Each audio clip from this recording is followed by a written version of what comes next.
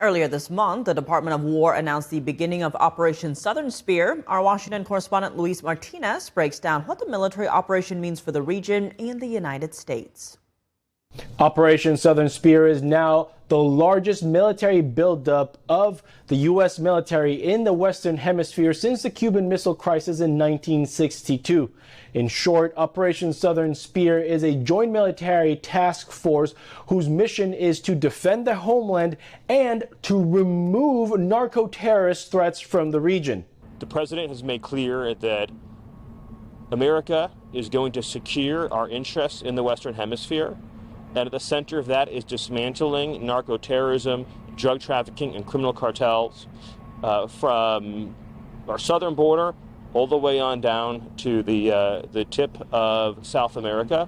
We are going to make sure that the American people are safe and protected from transnational organized crime. Venezuela is run. To understand Operation Southern Spear, we must look at the numbers behind illegal drug trafficking into the United States. For example, it's estimated that every year some 650 metric tons of cocaine is smuggled into the United States. And another tragic number is that every year for the past 5 years, some 80,000 Americans have died due to illegal drug consumption in the United States. That's 80,000 Americans per year for the past 5 years. And to put it into context, during the War on Terror, less than 10,000 Americans died over a span of 20 years during two wars, Iraq and Afghanistan. So 80,000 deaths per year due to illegal drug trafficking is significant and a tragic number. Now, here we have the main players of illegal drug trafficking into the United States in the region. We have Colombia, which is the world's largest cocaine producer. And then we have Venezuela. 1/3 of the drugs produced in Colombia are shipped through Venezuela to Mexico and then smuggled across the southern border. The other 2/3 of cocaine production are smuggled through the eastern Pacific of Colombia and Ecuador into Mexico and then across the southern border into the United States. The Cartel del Soles is the cartel that runs Venezuela. And as we've seen with all of these drug trafficking vessels, these narco-terrorism vessels that are leaving Venezuela and Venezuelan waters, they are shipping massive amounts of deadly narcotics into the United States. And so all of these actions represent a direct threat to the lives and safety of the American people. And so the War Department's Operation Southern Spear is the commitment of this administration to use lethal force to stop criminal terrorist cartels from threatening American lives in Venezuela and beyond. The U.S. government has designated the Cartel de los Soles, or Cartel of the Suns, as a foreign terrorist organization. Now, the cartel takes its name due to the sun insignia that Venezuelan generals wear on their uniform. And this cartel is formed by Venezuelan top officials. We have the leader of that cartel, Nicolás Maduro Moros, who is right now the illegitimate president of Venezuela. And he has a $50 million bounty on his head due to an indictment that the Biden administration placed on Maduro for drug trafficking. We also have Vladimir Padrino Lopez, the head of the Venezuelan military, with a $15 million reward or bounty leading to his capture. And of course, also Diosdado Cabello, the Minister of Interior. These are just some of the few top Venezuelan officials that lead this Cartel de los Soles. Maduro, the U.S. Designated him the leader of this foreign terrorist organization. Why do you want to talk to him if he's the leader? If we can save lives, if we can do things the easy way, that's fine. And if we have to do it the hard way, that's fine too. Mr. President, do you have any reaction? Well, I'm not going to tell you what the goal is. You should probably know what the goal is, but they've caused a lot of problem. And they've sent millions of people into our country. They were probably the biggest abuser with Tren de Aragua and all the others that they sent in, the drug dealers and drug lords. The U.S. military buildup in the region, in particular the South Caribbean Sea, began over 2 months ago.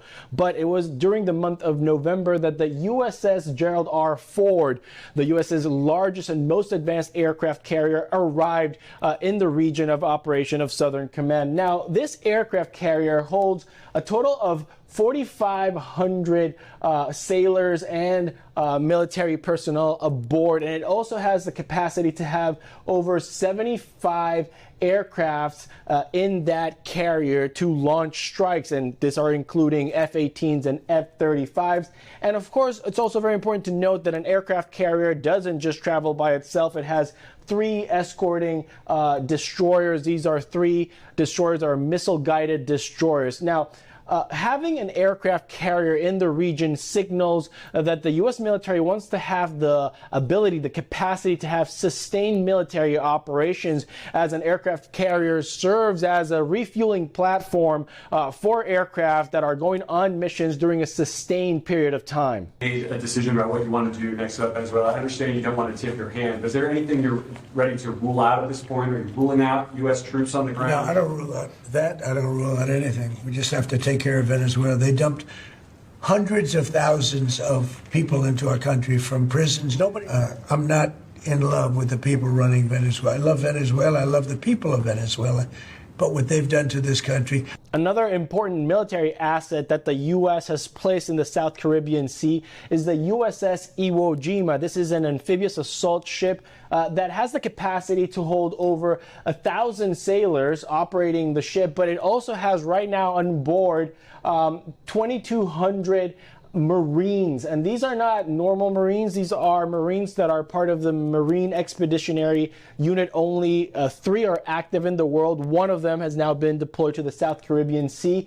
The USS Iwo Jima has a landing platform with the capacity of carrying over 35 aircrafts, and these are helicopters, Osprey ships, and even F-35s that can land vertically. Now, also, the USS Iwo Jima doesn't travel by itself. It has 2 other escorting ships on an amphibious readiness group, and these other 2 other ships have the capacity for landing platforms to then have the Marine Expeditionary Unit, those 2,200 Marines, land with equipment from land, air, and sea into any territory and clear the way for further military operations. Es impresionante. It is impressive how a movement of solidarity is rising everywhere in support of the victorious effort of the indestructible people of Venezuela in the face of these threats, psychological, political, diplomatic wars, whatever they do. However they do it, wherever they do it, they will not be able to defeat Venezuela. We are invincible. Whatever they do, they have not been able to and will never be able to defeat our homeland. Never.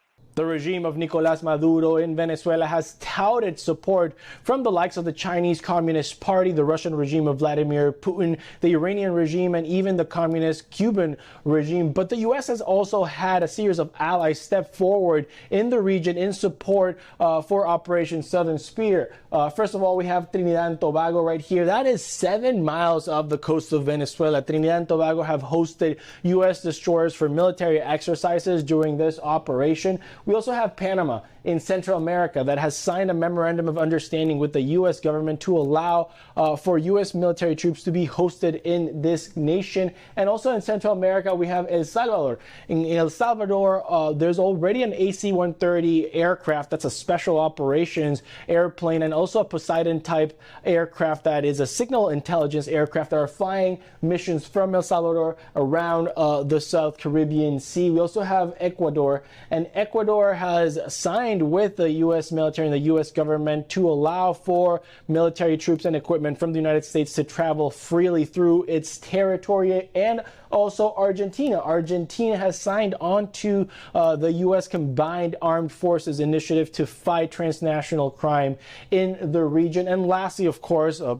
territory of the United States, Puerto Rico. The U.S. military has rehabilitated a military base in Puerto Rico that is now hosting over 30 F-35 fighters and B-2 bombers. Envision a new Venezuela perched on top of the Western Hemisphere as the premier global energy hub, a symbol of independence and innovation, a new era of ingenuity in an open marketplace of ideas, catapulting the next generation of leaders across all business sectors. For the regime of Nicolás Maduro in Venezuela, the writing is on the wall. There is regional support for Operation Southern Spear. There is a legitimately elected opposition government in Venezuela waiting to take power if the narco-terrorist threat is removed. And the U.S. has mobilized all the military equipment and assets into the region to decisively and effectively remove the narco-terrorist threat and defend the homeland. Reporting from Washington, D.C., Luis Eduardo Martinez, NTD News.